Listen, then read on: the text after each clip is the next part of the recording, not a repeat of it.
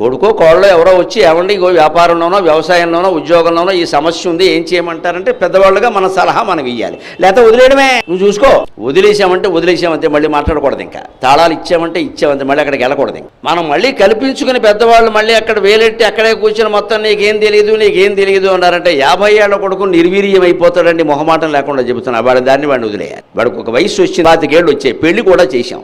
ముందు వాడి భార్య వాడిని గౌరవించాలంటే మనం ముందు స్వతంత్రంగా వదిలేయాలి. ఏదైనా అడిగితే మీ ఆవిడని అడుగు చెప్పాలి. మీరిద్దరు ఆలోచించుకోండి. మీకు తెగకపోతే చెప్పండి, నేను చెబుతా. అంతేగాని మా అబ్బాయి కోడలను కాదు నన్నే అడుగుతాడు అన్ని అన్నామంటే కొడుకుని చెడగొడుతున్నట్టు లెక్కమ్మ. నాకు ఎవరి ఓట్లు అక్కల నిష్కర్షగా మాట్లాడతాను. మన అడగగానే మనం సంతోషించకూడదు. నన్ను ఎందుకు అడుగుతున్నావురా, వెళ్ళి మీ ఆవిడని అడుగు, కూర్చో, తెలుసుకోండి మీరు అంటే ఒక వ్యక్తిత్వం అభివృద్ధి అవుతుంది అక్కడ. వాళ్ళిద్దరూ ఆలోచించుకుంటారు, ఏదో ఒకటి చేసుకుంటారు. కావాలంటే ఇంకో ₹1 కోటి పెట్టుబడి పెట్టుకుంటారు, లేకపోతే మానేస్తారు, లేకపోతే ఇంకో ఎకరం పొలం కొంటారు, వ్యవసాయం చేస్తారు, లేదా అమ్మేసుకుంటారు, ఏదో ఒకటి చేస్తారు. 60 ఏళ్ళు వయస్సు దాటిన దగ్గర నుంచి ఈ తాపత్రయం తగ్గిపోవాలి.